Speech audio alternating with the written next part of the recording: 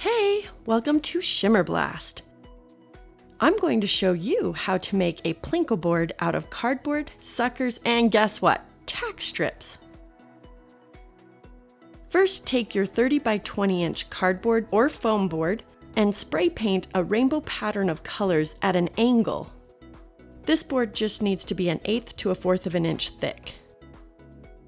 Measure your side rails and cut them at 21 inches long with a saw. I'd recommend wearing gloves.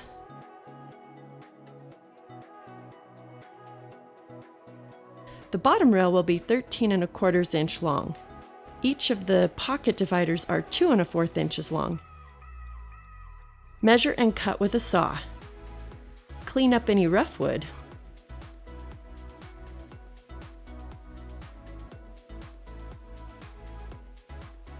Spray paint all of your wood.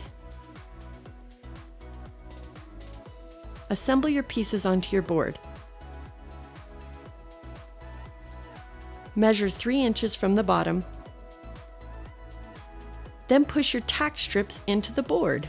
My Plinko chip is just an Imaginext toy. It's a thick plastic that measures 1 3/8 inch in diameter. I recut my bottom rail from this video to measure 13 1/4 inch. The pockets are 1.5 inches apart.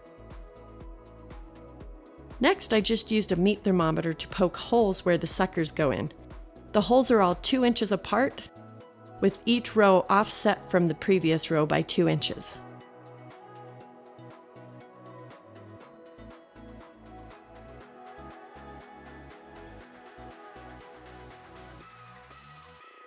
And there you go.